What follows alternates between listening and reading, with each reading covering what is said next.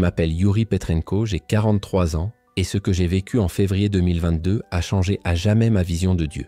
Ce n'était pas seulement un moment décisif, c'était une intervention divine au milieu de l'enfer de la guerre. Quelque chose qui, encore aujourd'hui, lorsque je le raconte, me touche comme si je revivais chaque seconde. À ce moment-là, j'étais avec ma femme, Natalia, et 25 autres personnes, dont des enfants, dans notre petite église de Kherson, dans l'est de l'Ukraine. C'était le 11e jour de l'invasion, et ce lieu sacré était devenu un refuge, notre seul refuge au milieu du chaos. Dehors, le bruit des coups de feu et des explosions faisait déjà partie de notre routine. Mais rien n'aurait pu nous préparer à ce qui s'est passé ce jour-là. C'était le matin. Un ciel gris enveloppait la ville comme un sombre décor. L'air était lourd, glacial, empestant la fumée et la destruction. Soudain, sans prévenir, un fracas assourdissant secoua tout autour de nous. On aurait dit que le monde s'écroulait. Des vitres explosèrent, des éclats d'obus volèrent comme des lames de rasoir, et un nuage de poussière nous enveloppa. L'espace d'un instant, j'ai cru ne pas avoir survécu. C'était comme si le temps s'était arrêté. Les enfants pleuraient, les adultes priaient désespérément. Certains criaient « Seigneur, aie pitié ». D'autres étaient sous le choc sans voix. J'ai regardé l'horloge, il était exactement 10h17. Je m'en souviens comme si c'était gravé en moi. À cet instant, ma femme m'a serré fort dans ses bras, les yeux emplis de peur. « Yuri, qu'est-ce qu'on fait ?» a-t-elle demandé d'une voix tremblante. Et c'est alors qu'il m'est arrivé quelque chose de complètement hors du commun. Au milieu de tout ce chaos, j'ai senti une paix inexplicable s'emparer de mon cœur. Ce n'était ni rationnel ni émotionnel. C'était comme si Dieu m'avait enveloppé dans ses bras. J'ai senti une présence réelle et vivante. Et au milieu du bruit, j'ai entendu quelque chose en moi qui me disait « Sors ». Ma femme a bien sûr essayé de m'en empêcher. Le missile pouvait exploser à tout moment. Mais ma réponse fut simple et prononcée avec un calme qui n'était pas le mien. Dieu m'appelle. J'ai ouvert la porte de l'église, la poussière encore en suspension, et c'est alors que je l'ai vu. À une quinzaine de mètres de là, au milieu de la rue gelée, un missile balistique de plus de 2 mètres de long était planté dans le sol, intact. Il n'a tout simplement pas explosé. Il aurait pu tout détruire. Il aurait pu nous tuer tous à l'intérieur. Mais il était là, immobile, comme déposé là avec précaution par des mains invisibles. Le sol tout autour était fissuré, comme s'il avait été brisé de force, mais le missile semblait avoir été arrêté par quelque chose qu'aucun de nous ne pouvait voir. À ce moment-là, j'ai compris. Nous n'étions pas seuls. Dieu était là. Il entendait nos prières. Il protégeait chaque vie à cet endroit de sa propre main. Il n'est pas exagéré de dire que c'était un miracle. Et je ne dis pas cela pour impressionner. Je le dis parce que je l'ai vu, parce que je l'ai vécu. Si vous avez déjà douté que Dieu accomplisse encore des miracles, j'en suis la preuve vivante. Et si vous traversez une guerre aujourd'hui, qu'elle soit extérieure ou intérieure, sachez que Dieu peut aussi vous protéger au milieu de la tempête. Il est toujours à l'œuvre. Il écoute toujours. Il sauve toujours. Alors que je m'approchais du projectile fiché dans la terre gelée, j'entendis au loin les cris désespérés de l'assemblée. « Pasteur, revenez, c'est dangereux !» Mais quelque chose en moi, plus fort que la peur, me poussait en avant. Chacun de mes pas résonnait comme un rappel. Dieu m'a amené ici. Ce n'est pas un hasard. Lorsque je me suis retrouvé face au missile, j'ai ressenti un poids qui n'était pas seulement physique. Il était là, énorme, réel, avec des inscriptions cyrilliques sur le flanc et des ailerons déformés par la force de l'impact. Le système de détonation était partiellement exposé. C'était la mort pure et dure. N'importe quel soldat ou ingénieur militaire dirait « Si vous êtes aussi près d'un missile comme celui-là, ce n'est qu'une question de secondes avant que tout soit terminé. » Mais ce n'est pas fini. J'étais là, un homme ordinaire. Un pasteur qui jusqu'à récemment n'était que professeur de littérature à Kiev. J'ai posé mes mains tremblantes sur le métal froid de ce projectile. C'était comme toucher l'abîme lui-même. Et pourtant, la paix régnait. Une paix qui ne venait pas de moi. 2 ans avant ce jour, en février 2020, je n'imaginais pas que ma vie allait changer aussi radicalement. J'avais une stabilité, une routine confortable. J'enseignais la littérature ukrainienne à l'université. J'étais pasteur adjoint dans une église de Kiev et je vivais avec ma femme, Natalia, et nos 2 filles dans un appartement modeste mais confortable. Nous étions aisés. Nous ne manquions de rien. Mais Dieu avait d'autres plans. Lors d'une retraite spirituelle près de Kiev par un paisible après-midi d'hiver, je me suis éloigné du groupe pour prier. Je marchais seul dans une forêt enneigée lorsque j'ai ressenti quelque chose de jamais ressenti auparavant. C'était comme si quelqu'un était là avec moi, même si j'étais physiquement seul. Je me suis arrêté. Le froid semblait avoir disparu. Et puis, au plus profond de mon âme, j'ai entendu quelque chose. Non pas avec mes oreilles, mais au plus profond de ma poitrine. « Yuri, prépare mon abri à Kherson. Une tempête approche. Mon peuple aura besoin d'une balise. » Je me suis figé. Ça n'avait aucun sens. Pourquoi Kherson? Pourquoi moi? Pourquoi maintenant? Kherson était une ville portuaire du sud de l'Ukraine, plus connue pour son industrie navale que pour sa spiritualité. Située à environ 550 km de Kiev, elle était considérée comme une zone à risque depuis 2014, suite à l'annexion de la Crimée par la Russie. J'ai pris cette déclaration au sérieux, mais aussi avec une grande appréhension. Quand j'ai raconté cela à Natalia, sa réaction a été exactement celle à laquelle je m'attendais. Elle m'a regardé perplexe, tandis que je servais du thé dans notre petite cuisine. « Yuri, tu as un bon travail. Les filles sont heureuses ici. Nous sommes proches de notre famille. Et tu veux déménager à Kherson? Tu sais à quel point cette région est instable, n'est-ce pas? » Elle avait raison, bien sûr. J'avais peur aussi. La guerre silencieuse dans l'est du pays avait déjà fait des milliers de morts depuis 2014. Kherson avait toujours été perçue comme une poudrière potentielle si la situation empirait. Mais je ne pouvais ignorer cette voix, cet appel. Je l'ai regardé, lui ai tenu les mains et lui ai dit « Je ne vous demande pas de comprendre tout de suite. Je vous demande simplement de prier avec moi à ce sujet. Si c'est vraiment Dieu qui parle, il nous donnera la paix. » Et il a donné. Dans les semaines qui ont suivi, j'ai partagé mon expérience avec le pasteur principal de notre église, le pasteur Victor Sabchuk, un homme de foi de 65 ans qui avait traversé de nombreuses épreuves et qui connaissait la voix de Dieu. Lorsque j'ai eu fini, il est resté silencieux un moment, puis a dit quelque chose que je n'ai jamais oublié. « Si Dieu t'appelle, Yuri, ne fuis pas. Il prépare le champ avant d'envoyer le semeur. » Je m'attendais à ce que le pasteur Victor me dise d'attendre, d'être prudent, voire de reconsidérer ma décision. Mais lorsque j'ai fini de raconter mon expérience, il m'a simplement fixé du regard, calme et profond, comme s'il voyait au-delà du naturel. Et il a dit quelque chose qui m'a laissé sans voix. « Yuri, je prie pour Kherson depuis des mois. Dieu m'avait déjà montré que la ville avait besoin d'un pasteur, mais je ne savais pas qui ce serait. Maintenant, je le sais. Ce que tu as entendu confirme ce que je ressentais déjà. C'est comme si Dieu avait scellé cet appel de ta vie. Entendre cela de la bouche d'un homme ayant survécu aux persécutions religieuses de l'ère soviétique m'a bouleversé. Je savais qu'il ne parlait pas à la légère. Mais tout le monde n'a pas pris la nouvelle de la même manière. Quand j'en ai parlé à ma famille et à mes camarades d'université, les réactions ont été dures. Mon frère aîné, Mikhail, un ingénieur prospère à Kiev, a été direct. « Tu es fou, Yuri? Les tensions avec la Russie montent. Tout le monde sait que Kherson pourrait devenir une zone de guerre. Et tu veux y emmener tes filles ?» Le président de l'université a tenté de se montrer plus diplomate, mais l'inquiétude était claire. « Professeur Petrenko, vous avez mené une carrière honorable ici. Vos étudiants vous adorent. Vos collègues vous admirent. Kherson est une université plus petite et dispose de peu de ressources. Allez-vous tout gâcher? Mais aucune voix ne m'a autant blessé que celle de ma mère. Elle avait perdu mon père lors des manifestations d'Euromaïdan en 2014. Lorsqu'elle a entendu mon projet, elle m'a serré la main et m'a dit, les larmes aux yeux, « Yuri, j'ai déjà perdu ton père à cause de la politique. Je ne veux pas te perdre à cause de la guerre. S'il te plaît, ne pars pas. » Mais plus je priais, plus Dieu me le confirmait. C'était comme s'il me parlait à travers chaque page de la Bible. Un jour, j'ai ouvert Ésaïe 41:10. « N'aie pas peur, car je suis avec toi. Ne sois pas effrayé, car je suis ton Dieu. » Dans l'autre, je suis tombé dans Jérémie 29:11. « Car je connais les projets que j'ai formés sur vous. Projets de paix et d'espoir pour vous donner un avenir. » Et donc, contre toute attente, en juillet 2020, nous avons pris notre décision. Nous avons vendu notre petit appartement à Kiev. J'ai démissionné de mon poste à l'université. Natalia, toujours à mes côtés, a accepté l'appel avec une foi qui m'a surpris. Nous avons pris nos filles, Sofia, 14 ans, et Katerina, 10 ans, et nous sommes installés à Kherson. C'était tout nouveau, effrayant, mais nous étions en paix. Natalia a rapidement décroché un emploi à l'hôpital de la ville. Il y avait une pénurie d'infirmières et elle a été accueillie à bras ouverts. Quant à moi, j'ai été confronté à une dure réalité dès mon premier dimanche. La seule église évangélique active de la ville ne comptait que 12 membres. La plupart étaient âgés. L'ancien pasteur avait quitté le ministère quelques mois auparavant pour raison de santé.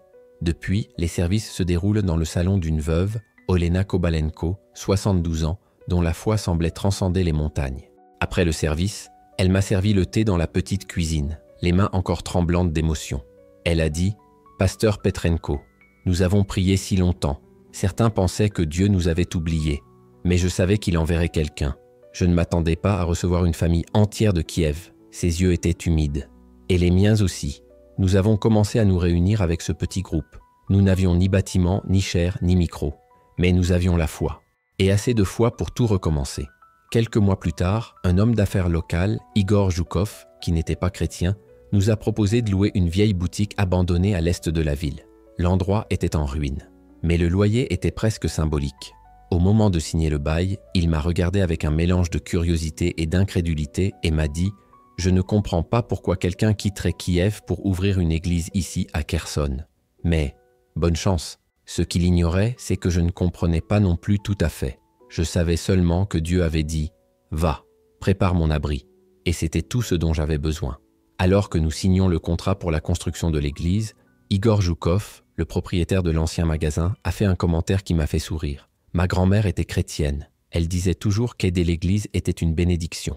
Alors, considérez cela comme mon assurance spirituelle. Il l'a dit avec un rire sceptique, comme quelqu'un qui essaie de plaisanter sur quelque chose qu'il ne comprend pas. Ce qu'il n'imaginait pas, c'est que 2 ans plus tard, il serait à genoux dans ce même bâtiment, en pleurs, les mains levées vers le ciel, consacrant sa vie au Christ, tandis que des projectiles sillonneraient le ciel au-dessus de sa tête. Mais avant que ce jour n'arrive, nous avions encore un long chemin à parcourir. Les premiers mois ont été extrêmement difficiles. Le bâtiment était quasiment à l'état de squelette. Le toit fuyait de partout. Le câblage électrique était dangereux et le chauffage fonctionnait à peine, ce qui, dans l'hiver ukrainien, est presque une condamnation à mort. Avec peu d'économies et une aide modeste de notre ancienne église de Kiev, nous avons passé des jours et des nuits à nous salir les mains. Nous avons peint, réparé, nettoyé et prié. Pendant ce temps, la situation autour de nous devenait de plus en plus tendue. L'actualité était riche en discussions. Troupes russes approchant la frontière, exercices militaires intensifs, avertissements d'analystes internationaux. On aurait dit que le monde retenait son souffle, attendant un événement terrible. Le coût de la vie augmentait. La nourriture se faisait rare. Et une étrange sensation planait sur Kherson, comme si un poids invisible pesait sur elle, tel l'épais brouillard qui recouvre le Dniepr les matins les plus froids. Souvent, la nuit, alors que Natalia et les filles dormaient déjà, je me promenais seul dans le salon de notre petit appartement.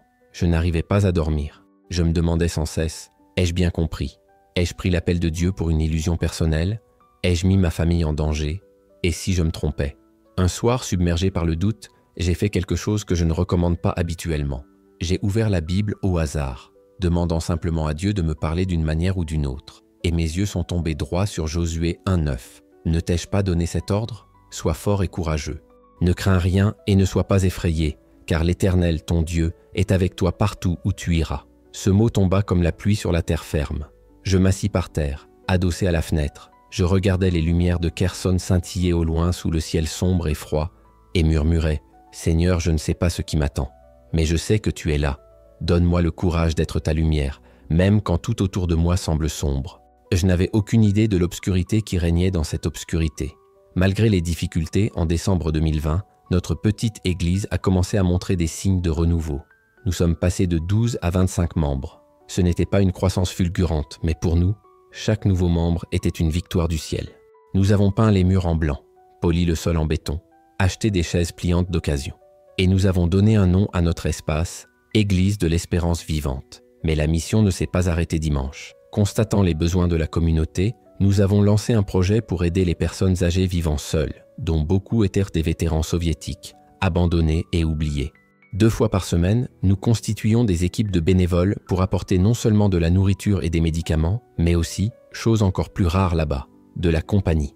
L'un de ceux qui m'ont le plus marqué était Grigori Stepanovitch, un vétéran du conflit en Afghanistan. Il avait 86 ans et vivait seul dans un minuscule appartement, les murs couverts de médailles et les yeux emplis de tristes souvenirs. Lors de notre première visite, j'étais accompagné de Mikola, une jeune femme de l'église. Il n'ouvrit la porte qu'à moitié et dit sans détour « Je n'ai pas besoin de charité, et encore moins de religion. » J'ai souri et j'ai répondu calmement « D'accord, mais tout soldat a besoin de renfort, non?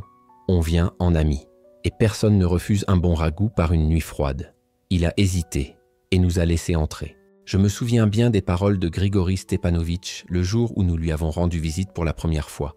Les prêtres n'ont jamais rien fait pour moi quand les bombes tombèrent sur mes camarades. Il parlait durement, comme quelqu'un dont l'âme était déjà trop endurcie pour entendre parler d'espoir. J'ai répondu calmement, sans essayer de répliquer. « Monsieur Stepanovitch, nous ne sommes pas venus ici pour convertir qui que ce soit. Nous avons seulement apporté de la nourriture et de la compagnie. Vous pouvez accepter juste la nourriture et laisser le reste tranquille. À vous de choisir. » C'est peut-être cette sincérité qui l'a désarmé. Il a ouvert la porte à contre-cœur, sans sourire, sans amabilité, mais il nous a laissé entrer. Durant cette visite, il a gardé un regard dur, les bras croisés, et nous a à peine adressé la parole. Pourtant, nous sommes revenus la semaine suivante, et la semaine d'après, et la semaine d'après encore. Petit à petit, quelque chose a commencé à changer. À la 3e visite, le thé était prêt. Puis vinrent les anecdotes de sa jeunesse, des bribes d'une vie qu'il partageait rarement. Puis vinrent les questions. Un après-midi, alors que je l'aidais à changer une ampoule dans la cuisine, il lança « Si ton Dieu existe, Yuri Petrenko, pourquoi permet-il les guerres? J'ai vu des enfants se faire déchirer en Afghanistan. Où était ton Jésus alors? » Je n'ai pas cherché à répondre par des vers. Je n'ai pas proposé de phrases toutes faites. Je me suis assis à côté de lui et nous avons entamé un véritable dialogue sur la douleur, la liberté, la souffrance et le mystère de la présence de Dieu, même lorsque tout semble absent.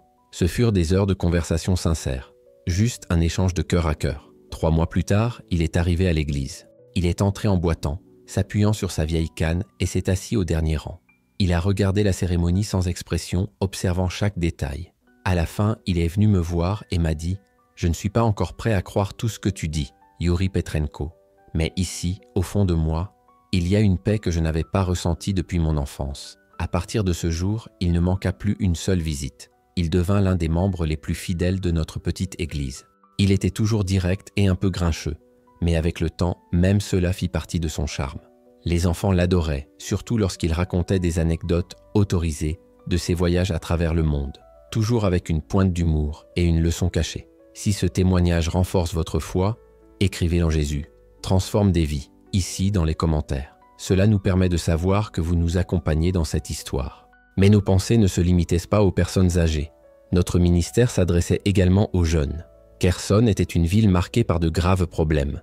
Chômage, violence conjugale et surtout taux élevé d'alcoolisme et de toxicomanie chez les adolescents. Ma fille aînée, Sophia, est venue me voir un jour avec une idée. « Papa, mes amis ne vont pas à l'église. Beaucoup pensent que la religion est réservée aux personnes âgées ou aux personnes faibles.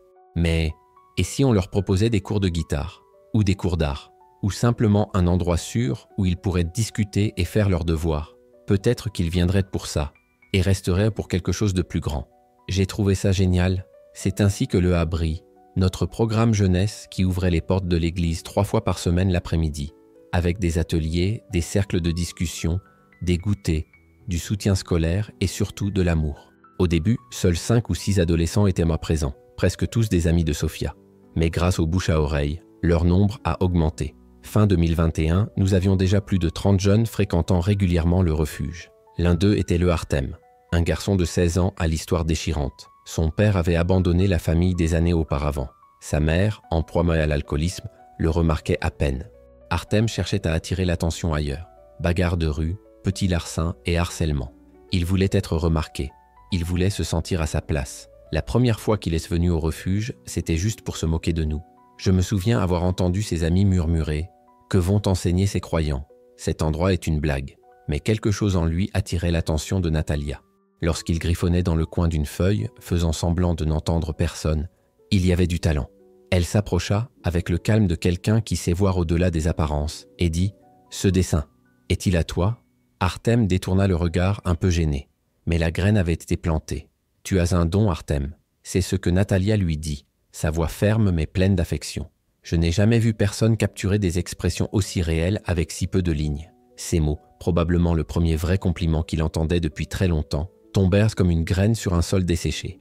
Et avec le temps, ils commencèrent à germer. Artem a commencé à venir fréquemment, au début seulement pour les après-midi artistiques. Puis, il est venu assister aux autres rassemblements, jusqu'à ce qu'il assiste, tout naturellement, aux offices du dimanche. Il restait toujours assis au fond, tranquillement, à observer. Il ne chantait pas. Il ne fermait pas les yeux pendant la prière. Mais il était là, et pour nous, c'était déjà un miracle en marche. C'est un dimanche d'octobre 2021 qu'il s'est enfin approché. « Père Yuri, dit-il, la voix brisée, en regardant le sol. J'ai besoin de parler à quelqu'un. J'ai rêvé de Jésus. C'est comme s'il m'appelait. Mais j'ai peur. » Nous étions assis sur un banc en bois dans un parc près du refuge. Les arbres commençaient à perdre leurs feuilles et l'air était déjà imprégné de ce parfum mélancolique d'automne. Là, les yeux larmoyants et le cœur ouvert, Artem me raconta son histoire. Il évoquait la colère profonde qu'il ressentait envers son père, qu'il avait abandonné. Le chagrin de voir sa mère sombrer dans l'alcool, s'éloigner de plus en plus. Il évoquait le vide intérieur qu'il ressentait. Un vide qu'il tentait de combler par la rébellion, des plaisanteries acerbes, la violence, mais rien ne le comblait. Mais quand je suis là, à l'église, dit-il à voix basse, c'est comme si ce trou avait cessé de me faire mal, comme si quelqu'un avait enfin compris. Est-ce Dieu ? M'appelle-t-il ? J'ai pris une grande inspiration et j'ai répondu. Je le pense, Artem. La Bible dit que Dieu est le Père des orphelins, le consolateur des brisés. Quand personne d'autre ne comprend, lui comprend. Et il est plus proche qu'on ne le pense. Cet après-midi-là, sans tambour ni trompette, Artem a donné sa vie à Jésus. Ce fut une décision silencieuse, presque imperceptible, mais avec le poids et la profondeur d'un fleuve qui a finalement trouvé son chemin. Dès cet instant, la transformation fut évidente. Il a commencé à aider au refuge, surtout avec les plus jeunes. Il a fait preuve d'une patience qui a surpris même les adultes. Il s'est excusé auprès des enseignants avec lesquels il avait eu des conflits. Il a repris ses études avec sérieux. Et il a même commencé à préparer des goûters pour sa mère. Non pas parce qu'elle avait changé, mais parce que lui aussi était en train de changer. Au tournant de 2021-2022, notre église comptait environ 45 membres. Ce n'était pas une grande église, surtout comparée aux églises de la capitale. Mais elle était animée. Amour, mouvement. Notre communauté se rapprochait de plus en plus. Notre ministère auprès des personnes âgées se poursuivait. Nos jeunes se multipliaient et nos banques alimentaires aidèrent les familles qui avaient à peine de quoi manger. Nous sentions que nous étions exactement là où Dieu voulait que nous soyons.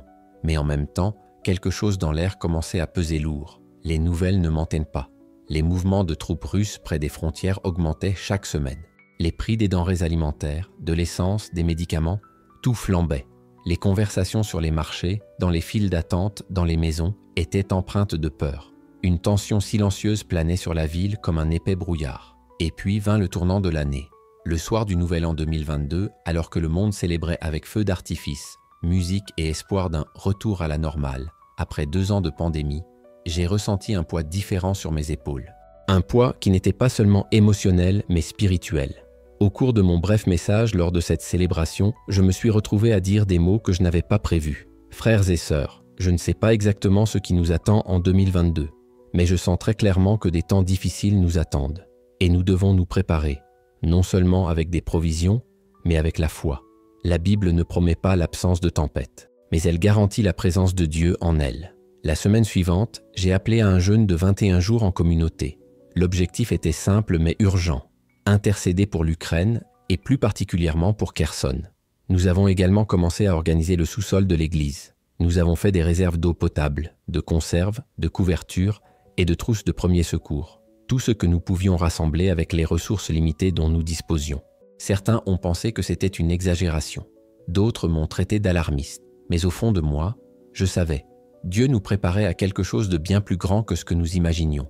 Après la cérémonie, Olena Kobalenko, la veuve avec qui nous avions commencé à nous réunir, s'est approchée de moi et m'a dit « Pasteur, nous vivons avec cette menace russe depuis si longtemps. C'est toujours la même histoire. Tension, négociation, puis encore tension.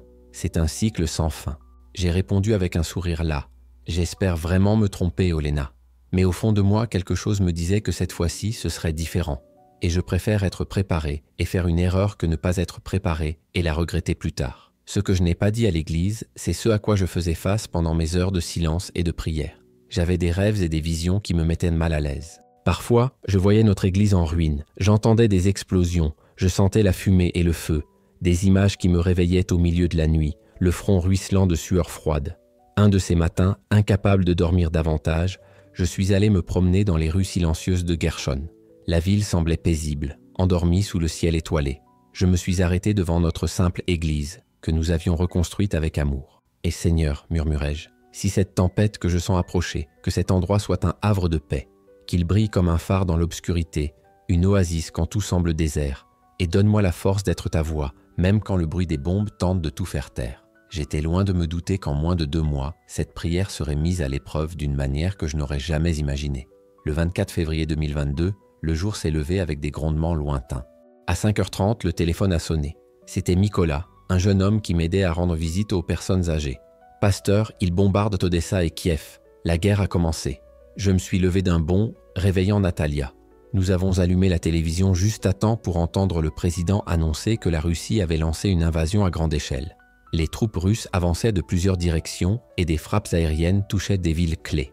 Kherson, situé près de la Crimée, était en danger imminent. Les autorités locales organisaient déjà des évacuations, principalement pour les femmes et les enfants.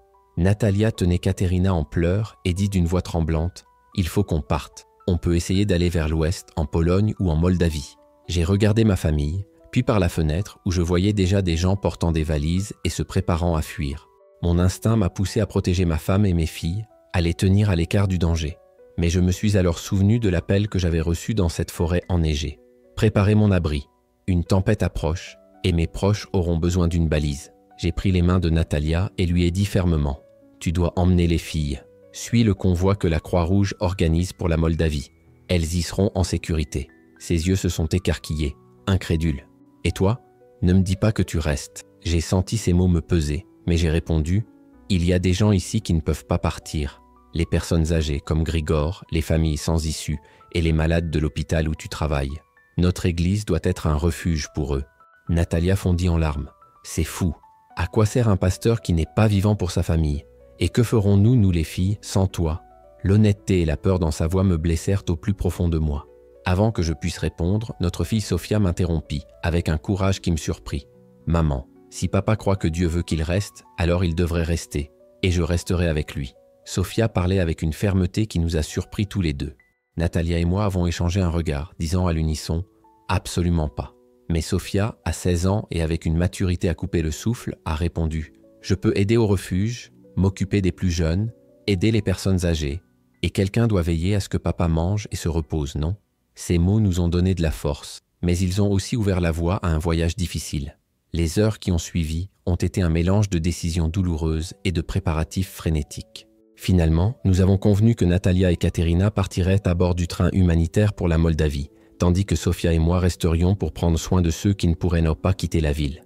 Les adieux au point d'évacuation furent parmi les plus douloureux de ma vie. Serrant Natalia dans mes bras, je lui ai promis « Nous nous reverrons. Dieu nous a menés jusqu'ici. Il ne nous abandonnera pas maintenant. » En regardant le bus disparaître, une partie de moi l'a suivi. Mais j'ai aussi ressenti une étrange paix, la certitude d'être là où Dieu voulait que je sois. Au cours des 48 heures suivantes, notre église s'est transformée en abri de fortune. Nous avons déplacé des matelas au sous-sol, organisé le peu de provisions dont nous disposions, fait des réserves de nourriture, et nous sommes répartis par équipe pour guetter tout signe de danger. Au 3e jour de l'invasion, nous hébergions déjà 27 personnes, 8 personnes âgées, dont Grigori Stepanovitch, 3 familles avec de jeunes enfants qui n'avaient pas pu s'échapper, un médecin, 2 infirmières qui avaient décidé de rester pour gérer les urgences, et des jeunes comme Artem qui n'avaient nulle part où aller. Les bombardements se faisaient plus fréquents, et le bruit des explosions se mêlait au hurlement des sirènes d'alerte aérienne. Nous dormions à tour de rôle, toujours en alerte, prêts à descendre au sous-sol au moindre signe de menace. Malgré la peur et la tension, nos services prenaient une profondeur que je n'avais jamais ressentie auparavant. Matin et soir, nous nous réunissions pour prier et lire les Écritures. Ces services n'étaient pas formels. Ils étaient souvent ponctués de larmes partagées, de questions difficiles et de longs silences empreints d'émotion. La petite Marina, 7 ans, me demandait presque tous les jours « Pourquoi Dieu n'arrête-t-il pas les bombes? Est-il en colère contre nous ?» Son innocence me brisait le cœur. Je me suis assise avec elle au sous-sol, entourée d'autres familles qui écoutaient en silence. « Non, Marina », ai-je répondu tendrement. « Dieu n'est pas en colère contre nous. Il pleure avec nous. Parfois, les gens font de mauvais choix qui blessent les autres, et Dieu respecte notre libre arbitre, même quand il est douloureux. Mais il ne nous abandonne jamais, surtout dans les moments les plus difficiles. » Elle n'avait peut-être pas tout compris, mais elle s'est vite blottie sur mes genoux et s'est endormie. Un moment de paix au milieu du chaos. Le 1er mars, les forces russes contrôlaient déjà une partie de Guerchon. Les bombardements se sont poursuivis, mais notre zone est restée relativement calme, souffrant principalement de dégâts aux infrastructures et de quelques bâtiments abandonnés. C'est le dimanche 6 mars que tout a véritablement basculé.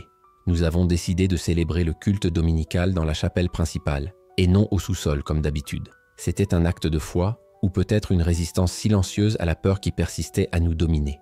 Nous avons commencé le culte à 13h08. Malgré la guerre qui faisait rage dehors, notre petite église était pleine. Outre les 27 personnes hébergées chez nous, des voisins qui n'avaient jamais manifesté le moindre intérêt pour la foi sont arrivés. Nous étions une quarantaine au total, chantant des cantiques d'une voix tremblante mais ferme, incapables de se taire. J'ai choisi le psaume 46 pour ce matin-là. Dieu est notre refuge et notre force, un secours qui ne manque jamais dans la détresse. C'est pourquoi nous ne craindrons rien, même si la terre s'écroule, même si les montagnes tremblent au cœur de la mer. En lisant ces paroles anciennes, qui semblaient être écrites spécialement pour nous, nous avons entendu le bruit désormais familier des avions de chasse survolant notre ciel. D'habitude, nous y étions habitués et avons poursuivi le service. Mais cette fois, c'était différent. Le rugissement des moteurs s'est arrêté juste au-dessus de nous, puis ce bruit terrifiant est venu, celui d'une chute trop rapide. « Au sous-sol !» ai-je crié en laissant tomber la Bible. Il n'y avait plus de temps pour rien d'autre. L'impact a été assourdissant, une explosion si proche que les murs de notre église ont tremblé comme s'ils étaient en papier. Les fenêtres ont explosé vers l'intérieur, éparpillant des éclats partout. Un épais nuage de poussière et de débris nous a enveloppés en un instant. Pendant un instant, ce fut le chaos total. Cris, pleurs et prières désespérées se mêlaient dans l'air poussiéreux. « Mon Dieu, aidez-nous ! Mes enfants, où sont mes enfants ? Seigneur Jésus, aie pitié !» J'ai ordonné à tout le monde « Couchez-vous !»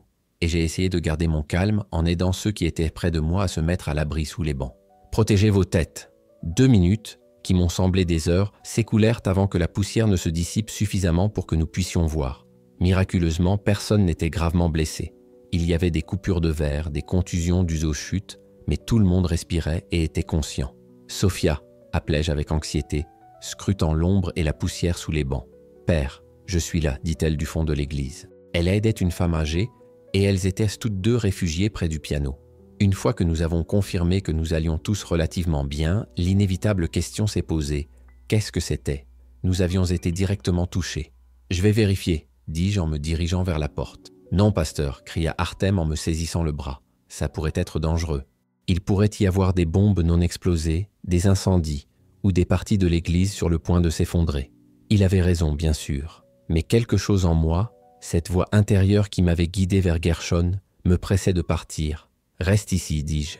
Je vais jeter un coup d'œil et je reviens tout de suite. » En ouvrant la porte, j'ai été envahi par l'air frais de mars, mêlé à une forte odeur d'explosifs et de poussière. Puis, regardant sur le côté, je l'ai aperçu, à moins de 15 mètres de l'église, encastré dans le sol gelé du jardin que nous avions planté l'automne dernier, un missile balistique. Il n'avait pas explosé. Sa structure métallique, longue de plus de 2 mètres, dépassait du cratère qu'il avait creusé, tel un doigt rigide pointé vers le ciel. L'espace d'un instant, tout s'est figé autour de moi. Le temps, la peur, le silence. Le bruit de fond, les sirènes lointaines, les cris, le bruit incessant des bombes tombant ailleurs dans la ville, tout cela s'est estompé dans ma mémoire. Il n'y avait que cet instant, cet endroit et ce missile qui aurait dû détruire notre église et tous ceux qui s'y trouvaient.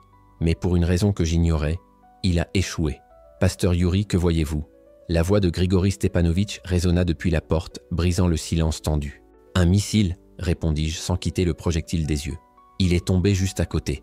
Il n'a pas explosé. » En quelques secondes, des membres de l'église se sont approchés, observant avec stupeur ce qui ne pouvait être qu'un miracle. « Mon Dieu !» s'est exclamée Olena Kobalenko, la femme qui nous a accueillis à Gershon. « C'est la main protectrice de Dieu qui nous accompagne. » Si vous écoutez ce témoignage et que vous sentez votre cœur touché, ai-je dit, laissez un commentaire. Partagez votre propre expérience afin que nous sachions que nous ne sommes pas seuls et que vous aussi avez été bénis. N'approche pas, ai-je averti, sentant le danger monter en moi. Le missile pouvait exploser à tout moment. Mais tandis que je parlais, mes pieds semblaient obéir à une force à laquelle je ne pouvais résister. Une force qui m'attirait vers cet instrument de mort. « Pasteur, non !» hurla Sophia, la voix tremblante et pleine de peur. « Restez à l'intérieur, s'il vous plaît !» répétai-je sans cesse. « Je vais juste jeter un coup d'œil. » En m'approchant, j'ai pu distinguer clairement les détails. Les inscriptions cyrilliques sur le côté, le nez du missile enfoncé dans le sol, ses ailerons pliés sous l'impact. C'était une machine conçue pour détruire des vies, pour semer la douleur et la peur. Et pourtant, elle était là, immobile, silencieuse, comme un animal domestique qui a perdu sa volonté d'attaquer. Un sentiment inexplicable m'envahit. Ce n'était pas de la peur cependant, c'était quelque chose de plus profond. Un mélange de gratitude, de révérence et de conscience que je me tenais devant quelque chose de sacré. Sans réfléchir, j'ai tendu les mains et les ai posées sur le métal froid. Je n'ai pas entendu les murmures de l'église, je n'ai pas remarqué le silence autour de moi. J'ai juste senti mes mains toucher le projectile et j'ai fermé les yeux pour prier. Pas une prière formelle, ni des mots appris par cœur, mais un cri simple et sincère venant du cœur. Seigneur, ta puissance est là, ta protection nous entoure. Cet instrument de mort est devenu un témoignage de ta vie. Ce qui s'est passé ensuite défie toute explication logique. Tandis que je priais, j'ai senti une vague de chaleur, non pas émanant du missile, mais de mes propres mains. Un courant électrique, comme si l'amour de Dieu coulait de ma poitrine, traversait mon bras, jusqu'au bout de mes doigts, puis pénétrait dans le métal glacé. J'ai ouvert les yeux et j'étais essoufflé. Là où mes mains touchaient le métal, il semblait se transformer. Il ne fondait pas, ne se déformait pas. Il était quelque chose en lui-même. comme si sa finalité destructrice était arrachée, vidée comme un poison quittant le corps. Et puis, sous les yeux étonnés de tous, l'impossible a commencé à se produire. Les pièces du système de détonation ont commencé à se détacher, une par une, comme si des mains invisibles les démantelaient, privant le missile de sa capacité à provoquer des destructions. Les vis tournaient toutes seules, les pièces sortaient doucement de leur logement, les fils se desserraient comme par une volonté propre. Ce n'était ni une explosion, ni un geste violent. C'était un mouvement méthodique, presque délicat, comme une horloge démontant soigneusement son mécanisme complexe. En quelques minutes, le missile qui aurait dû nous détruire n'était plus qu'un amas de pièces inertes éparpillées sur le sol gelé. Je restais là, immobile, les mains toujours tendues, essayant d'assimiler ce dont je venais d'être témoin, essayant de comprendre quelque chose qui semblait au-delà de la raison. Derrière moi, j'entendis des halètements étouffés, des exclamations sourdes et des murmures d'étonnement. Lentement, je baissais les mains et me tournais vers l'assemblée. Leurs visages reflétaient exactement ce que je ressentais, un mélange de choc, d'incrédulité et de profonde gratitude, à peine contenue. Artem fut le premier à rompre le silence. « Ce n'est pas possible », murmura-t-il d'une voix à peine plus forte qu'un murmure. « Les armes ne se démontent pas toutes seules. »« Ce n'est pas arrivé tout seul, mon fils », répondit Grigori Stepanovitch, les larmes ruisselant sur son visage buriné. C'était la main de Dieu. La petite Marina, la petite fille qui, quelques jours auparavant, m'avait demandé pourquoi Dieu n'avait pas arrêté les bombes, s'approcha timidement. Elle regarda les morceaux éparpillés, puis moi, avec la pureté d'un enfant qui voit au-delà de ce qu'il voit. « Était-ce Jésus, pasteur Yuri ?» demanda-t-elle. « Oui, Marina, répondis-je, la voix étranglée par l'émotion. C'était Jésus, qui me montrait que même les armes les plus puissantes ne peuvent vaincre son amour. Ce soir-là, alors que la nouvelle du miracle se répandait dans le quartier, nous nous sommes réunis pour une messe d'action de grâce improvisée. Non pas dans le sous-sol sombre et étouffant, mais dans la chapelle principale, dont les fenêtres étaient brisées et recouvertes de plastique, mais où nos cœurs étaient plus ouverts que jamais. J'ai chanté d'une voix que j'ai à peine reconnue comme la mienne, une voix renforcée par l'assurance vivante de la protection divine. J'ai relu le psaume 46. Seulement, cette fois, ces paroles anciennes n'étaient pas que de la poésie. Elles étaient notre réalité. Dieu est pour nous un refuge et un appui, un secours qui ne manque jamais dans la détresse. Il fait cesser les guerres jusqu'aux extrémités de la terre. Il brise l'arc, il coupe la lance en deux, il brûle les chars au feu. Tandis que nous chantions, prions et pleurions ensemble, nous ignorions que ce miracle n'était qu'un début, que ce qui s'était produit dans ce petit jardin d'église allait déclencher une transformation bien plus grande, dépassant les frontières et touchant des vies au-delà de notre ville. La nouvelle du miracle du missile, comme on commença bientôt à l'appeler, se répandit rapidement à Gershon. D'abord par chuchotement, SMS, puis par conversation dans les files d'attente pour du pain ou de l'eau, dans un endroit où l'espoir semblait s'évanouir à chaque bombardement.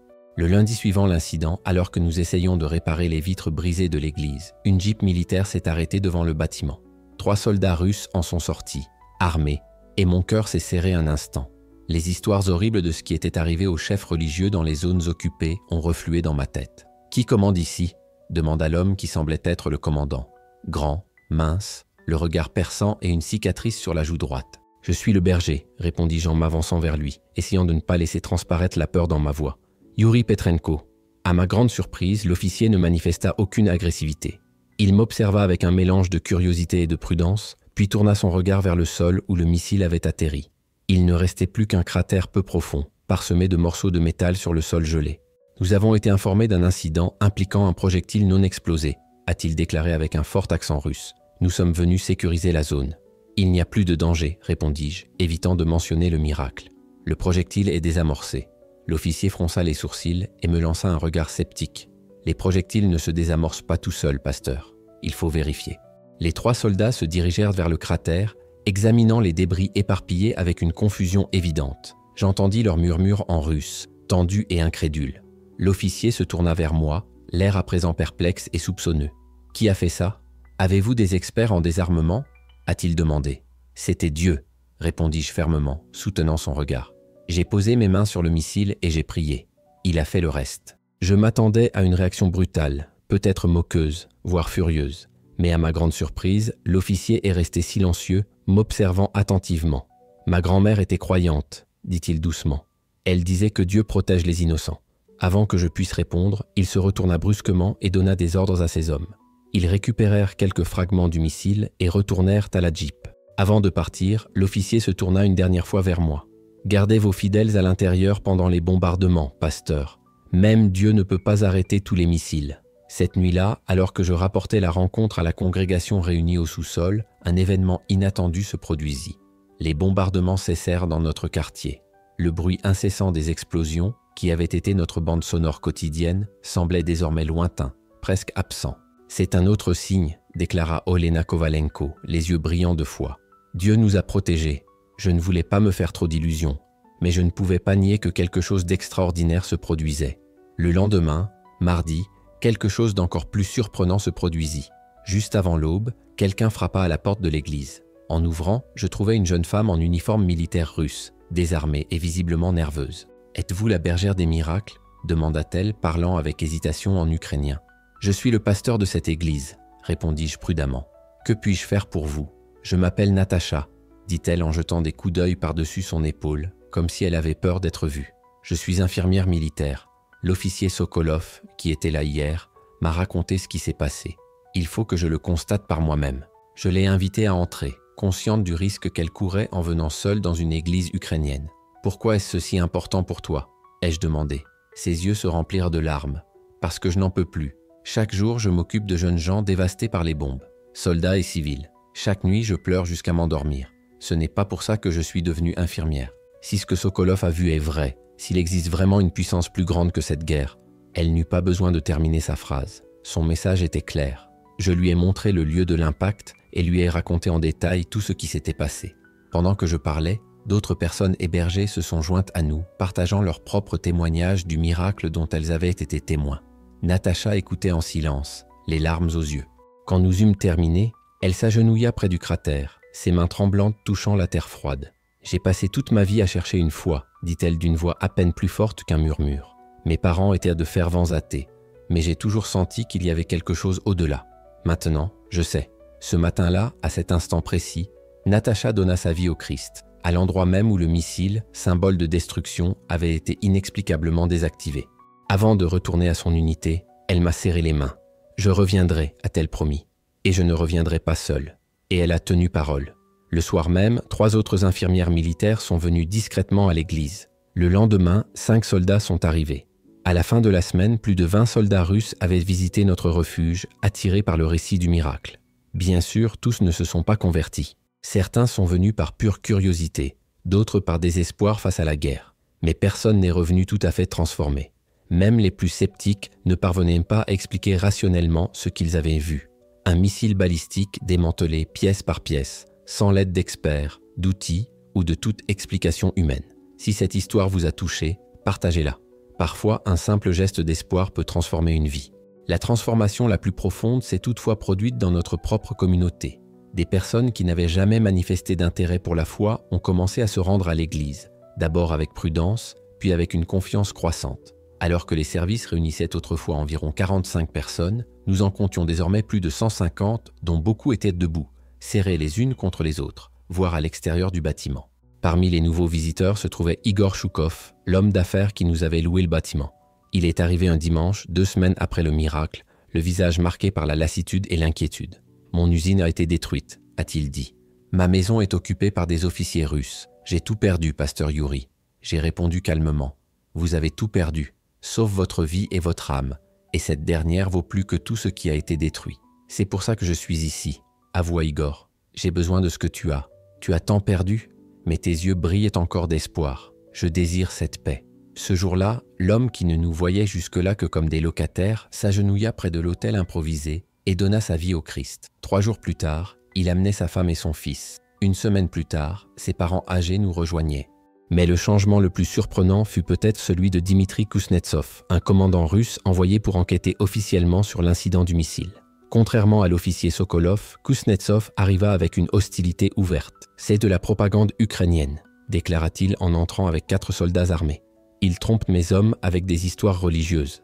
Il a exigé de voir chaque morceau du missile, a interrogé les témoins séparément et a tout documenté en photo.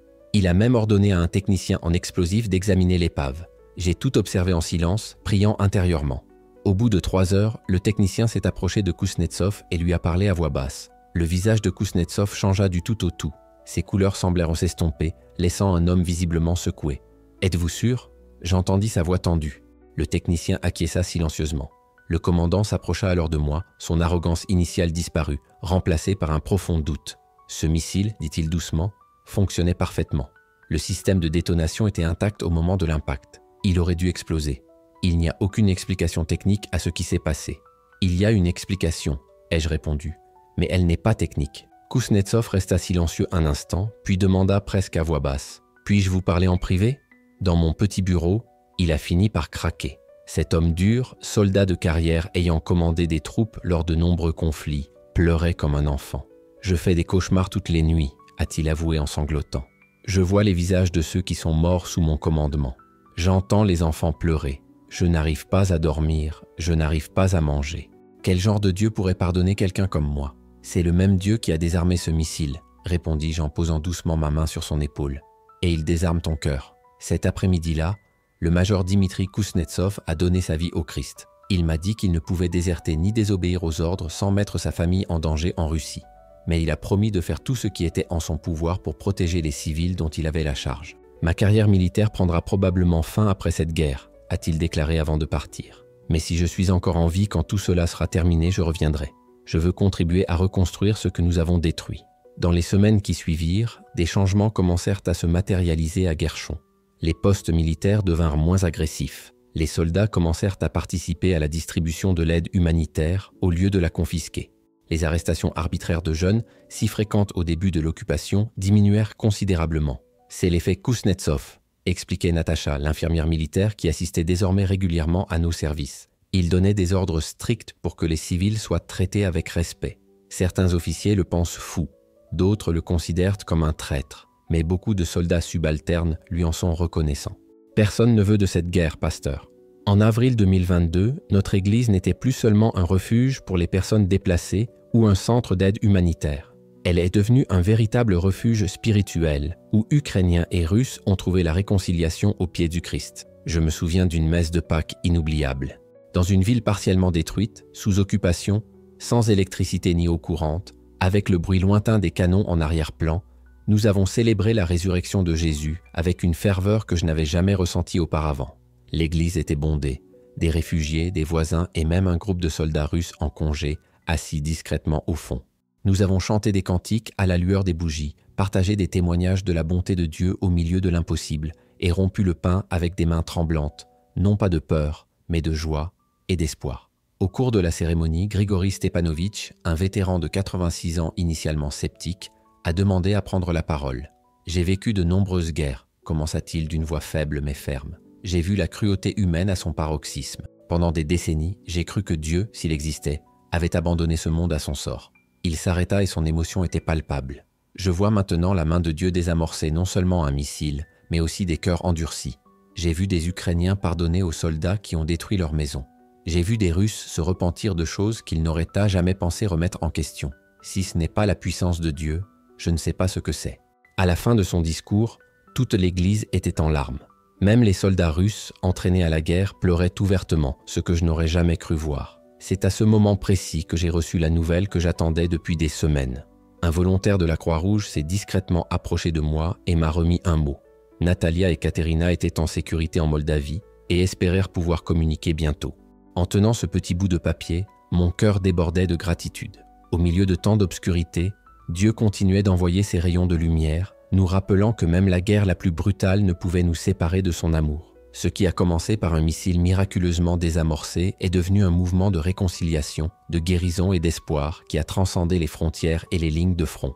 Et alors même que la guerre faisait rage à l'extérieur, dans les murs de notre modeste église de Guerchon, le royaume de Dieu s'est manifesté avec une puissance qu'aucune arme humaine ne pouvait égaler. Plus d'un an s'est écoulé depuis ce dimanche de mars où nous avons assisté au miracle du missile. Beaucoup de choses ont changé depuis.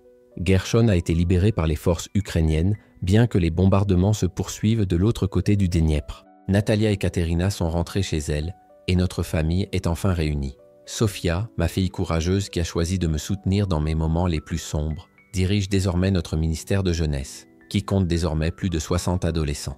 Notre petite église, qui peinait autrefois à accueillir 12 fidèles, accueille aujourd'hui plus de 300 personnes chaque dimanche. Nous avons dû abattre un mur et nous agrandir dans le bâtiment voisin.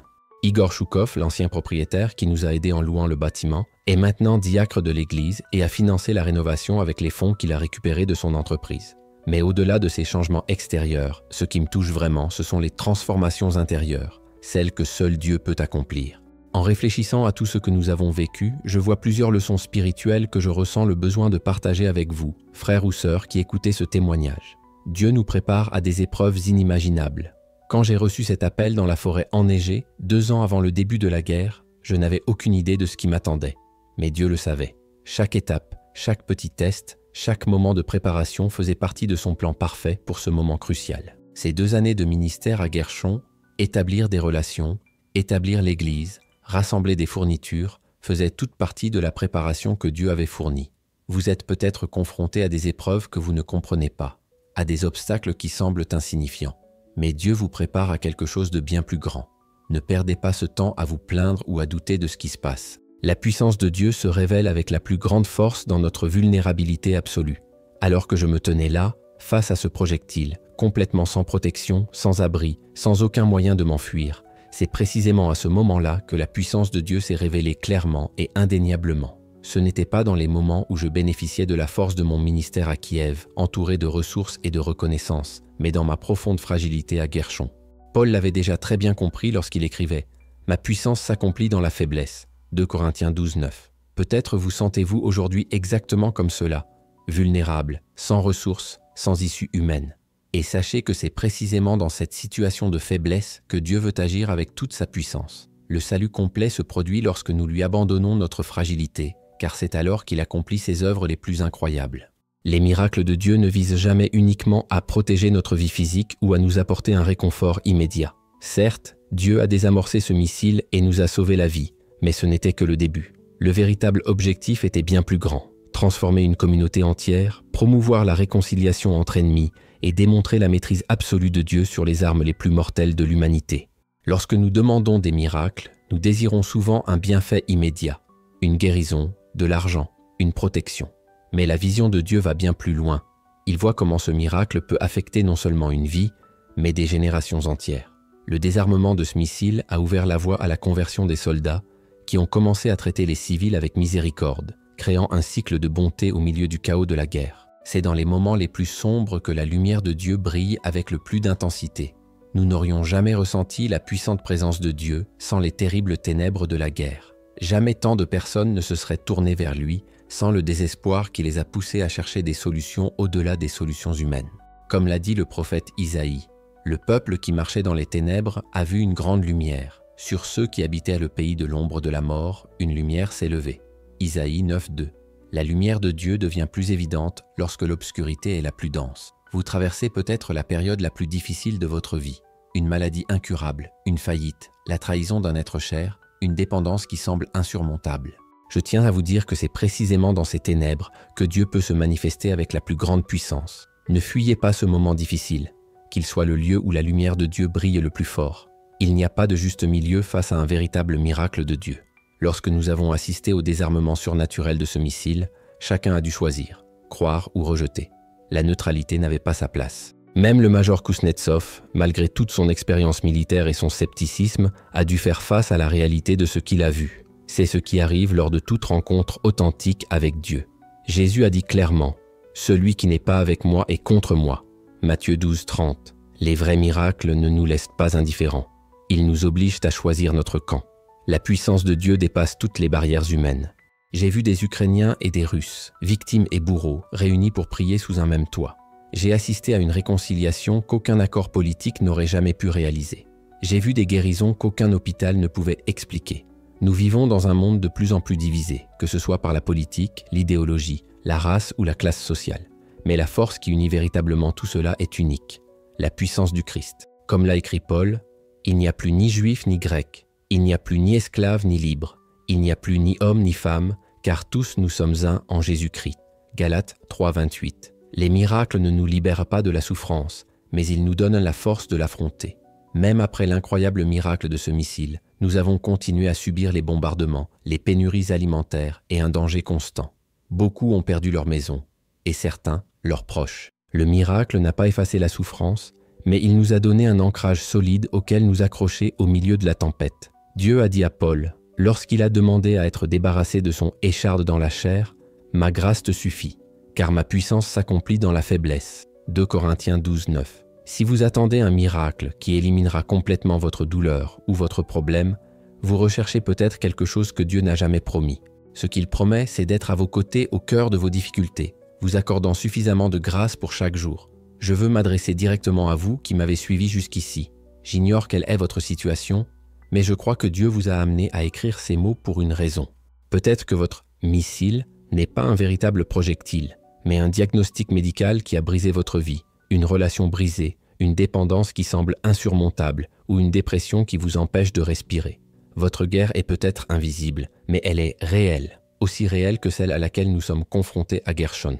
Peut-être que « bombe » est un mot dur qui a brisé votre estime de soi. Occupation étrangère pourrait être cette pensée négative qui a envahi votre esprit. Le froid de l'hiver ukrainien pourrait être la solitude qui vous glace le cœur. Mais le même Dieu qui a démantelé ce missile, pièce par pièce, peut désarmer toute arme contre vous. La même puissance qui a transformé des soldats endurcis en humbles adorateurs peut transformer votre chaos en témoignage de gloire. Nul besoin de toucher un vrai missile pour ressentir la puissance de Dieu. Il suffit d'ouvrir son cœur et de le laisser agir. Jacques 4,8 nous appelle ainsi. « Approchez-vous de Dieu et il s'approchera de vous. » Chers frères, chères sœurs qui êtes avec moi jusqu'à présent, c'est le moment le plus important de ce témoignage. Je ne veux pas que vous entendiez simplement une histoire extraordinaire de guerre et de miracles. Je veux que vous trouviez votre propre miracle, votre véritable libération, votre rencontre personnelle avec le Dieu qui désamorce les missiles et transforme les vies. Peut-être êtes-vous chrétien de nom, fréquentant l'Église par coutume ou par tradition, mais vous n'avez jamais vraiment ressenti la puissance transformatrice du Christ dans votre vie. Peut-être avez-vous entendu parler de miracles, mais vous avez toujours douté qu'ils vous concernaient, pensant qu'il s'agissait d'histoires destinées à d'autres personnes. Ou peut-être n'avez-vous jamais considéré la foi comme quelque chose d'important pour vous. Peut-être que Dieu n'est encore qu'un concept lointain, une idée vague, une aide psychologique pour les faibles ou une tradition dénuée de sens. Quelle que soit votre réalité, je veux dire que le même Dieu qui s'est révélé dans cette église de Gershon veut se révéler à vous aujourd'hui. Le même Jésus qui a désarmé cet instrument de mort veut désarmer tout ce qui détruit votre vie. C'est maintenant qu'il faut le trouver. Pas demain. Pas quand les choses s'amélioreront. Pas quand vous vous sentirez assez bien. Maintenant, là où vous êtes, avec tous vos doutes, vos blessures, votre passé, êtes-vous prêt à franchir ce pas? Si votre réponse est oui, je vous invite à prier avec moi. Ce ne sont pas des mots magiques, ni une formule toute faite. C'est simplement une façon d'exprimer à Dieu votre désir sincère de le connaître et d'expérimenter sa puissance dans votre vie. Répétez après moi non seulement avec vos lèvres, mais du fond de votre cœur. Seigneur Jésus, aujourd'hui je reconnais que j'ai besoin d'un miracle dans ma vie. J'ai essayé de résoudre mes problèmes par moi-même. J'ai cherché des réponses en de nombreux endroits, mais je ressens toujours ce vide, cette guerre intérieure qui me paralyse. Je crois que tu es réel. Je crois que tu as pouvoir sur tout ce qui m'afflige. Tout comme tu as désamorcé ce missile en Ukraine, je te demande de désamorcer les projectiles destructeurs dans ma vie. Désarme mon addiction qui m'asservit. Désarme ma maladie qui consume mon corps. Désarme ma dépression qui obscurcit mon esprit. Désarme mon ressentiment qui empoisonne mes relations. Désarme mon orgueil qui m'éloigne de toi. Je te remets ma vie, complètement, avec tous mes morceaux brisés et en désordre. Viens dans mon cœur, prends le contrôle. Fais de moi une nouvelle création. Pardonne mes péchés et donne-moi un nouveau départ. À partir d'aujourd'hui, je ne veux plus vivre par mes propres forces. Je veux expérimenter ta puissance, ton amour, ta grâce transformatrice. Je veux faire partie de ta famille, suivre tes traces et partager ton amour avec les autres. Merci de m'écouter, de m'accepter, de me transformer. En ton nom puissant Jésus. Amen. Si vous avez prié cette prière sincèrement, vous êtes le bienvenu dans la famille de Dieu. Ce n'est pas la fin du voyage, mais le début d'une nouvelle vie. Une vie pleine de défis, bien sûr, mais où vous ne serez plus jamais seul. Le plus grand miracle n'est pas un missile désarmé, mais un cœur endurci qui se rend, une vie brisée qui est restaurée, une âme perdue qui retrouve son but éternel. Si vous avez décidé de suivre le Christ, voici quelques conseils pour vous aider à grandir dans cette nouvelle étape. Déclarez votre foi publiquement. Laissez un commentaire disant « Aujourd'hui, j'ai donné ma vie au Christ ». Cela renforce votre engagement et ouvre des portes pour qu'il vous reconnaisse également devant le Père. Entourez-vous de personnes qui partagent cette foi. Une communauté chrétienne peut vous soutenir, vous enseigner et vous encourager lorsque des difficultés surviennent. Nous ne sommes pas faits pour marcher seuls. Consacrez du temps chaque jour à mieux connaître Dieu par la Bible et la prière. Ce ne sont pas des tâches compliquées, c'est simplement une relation vivante. Commencez par l'évangile de Jean et parlez à Dieu comme vous le feriez avec un père proche. Partagez ce que Dieu fait dans votre vie. Votre témoignage peut inspirer d'autres personnes à se rapprocher de lui, même si cela paraît simple. Si vous marchez déjà dans la foi, c'est le moment idéal pour renouveler votre engagement. Parfois, la routine refroidit le cœur, mais le Saint-Esprit peut raviver la passion. Un simple « je renouvelle mon engagement envers Christ » peut marquer un nouveau départ. Si vous rencontrez des difficultés, demandez la prière. Partagez votre besoin et nous intercéderons pour vous, confiants en la puissance de Dieu. Je vous invite également à partager ce témoignage. On ne sait jamais qui sera atteint au bon moment. Et dites-nous d'où vous nous regardez. C'est magnifique de voir comment Dieu rassemble des frères et sœurs de différents pays et cultures. Chers frères et sœurs, pour conclure, je vous laisse avec les paroles du psaume 46, qui ont pris un sens nouveau pour moi lorsque j'ai vu Dieu désarmer ce missile de ses propres mains. Dieu est pour nous un refuge et un appui, un secours qui ne manque jamais dans la détresse. C'est pourquoi nous ne craindrons pas même si la terre s'effondre, et même si les montagnes tremblent au cœur de la mer, bien que ses eaux rugissent et fassent rage, et que les montagnes tremblent sous sa puissance. Venez, voyez les œuvres de l'Éternel, qui fait le désert sur la terre, qui fait cesser les guerres jusqu'aux extrémités de la terre, qui brise l'arc, coupe la lance et brûle les chars. Soyez tranquilles, et sachez que je suis Dieu.